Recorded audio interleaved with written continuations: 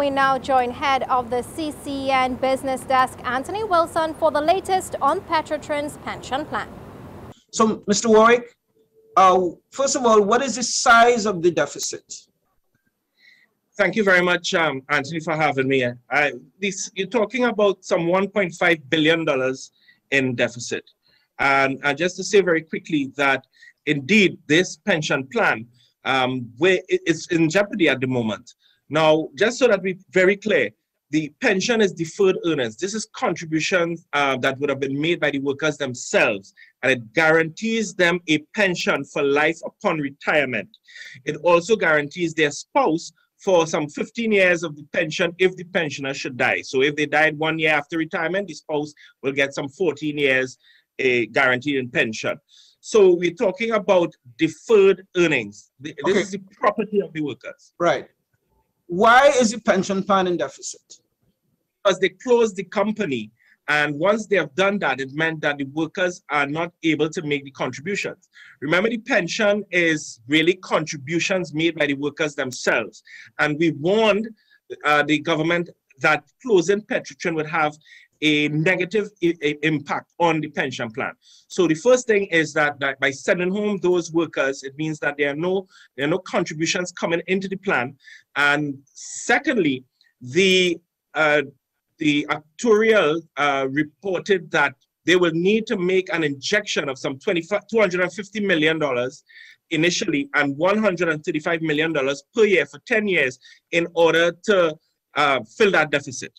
Ultimately, is it not the responsibility of TPHL, Trinidad Petroleum Holdings Limited, to make the payments you referred to, the $250 million lump sum payment and the $135 million a year thereafter?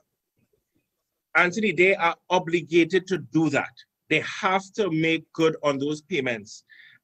Because these were the recommendations that came out of the actuarial report of the 30th of September 2019.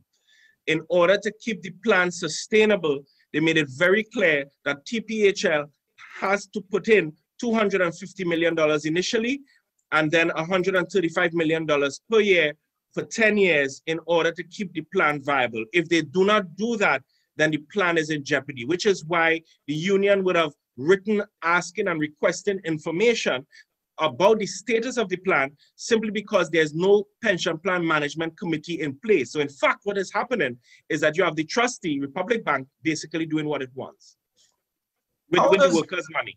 Right. How does that impact on the OWTU's attempt to purchase the refinery? Because if the OWTU is in charge, quote unquote, owns the refinery, would it not be that the pension liability of Petrotrin would partially fall on the OWTU's ownership of the refinery? Remember, this pension plan is a creature of legislation as well, and it is the Petrotrin Employees Pension Plan, PEPP. So that liability stays with Petrotrin, which is why we wrote to them asking and requesting information. How critical is this issue? This issue will impact significantly, first of all, on some 7,100 retirees who would have made their contribution and therefore would have been expected their pension. It will also affect some 4,000 permanent workers or deferred pensioners as a result of the closure of the company.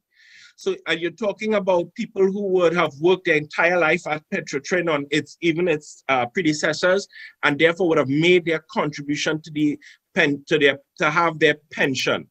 It means, therefore, that thousands of citizens would be out of their pension. I'm Urvashi Tiwari Rupnarayan with this edition of Inside Business.